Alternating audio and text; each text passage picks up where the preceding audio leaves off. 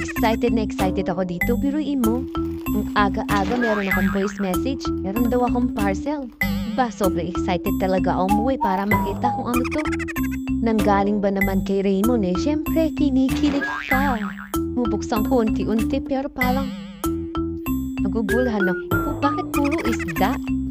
Akala ko nga hikaw. Ang lalaking hikaw. Gamit sa pang-fishing pala ang mga to. Pero may mga boxes pa dito. Di ako nawawala na pag-asa. Alam ko, baka halo-halo lang. Alam mo naman si Raymond.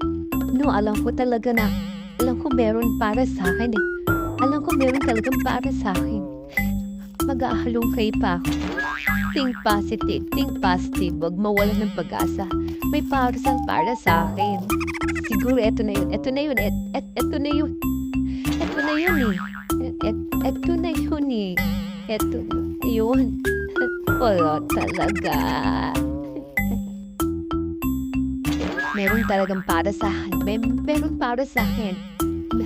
Para sa... Oh, meron pa isang box. Meron pa. Natulas na to. Naku, si Raymond, di ako bibiguin. Hindi guys, hindi ako nagkakamali. At tutunayan ko sa inyo, meron para sa akin. Meron talagang para sa akin.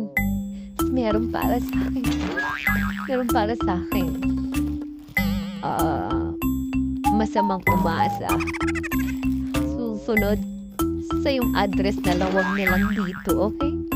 Kasi ako mahilig umasa eh. Okay? Salamat sa panonood. Mahirap talagang umasa sa mga nagpapaasa. Bato-bato sa langit at tamaan, huwag magalit.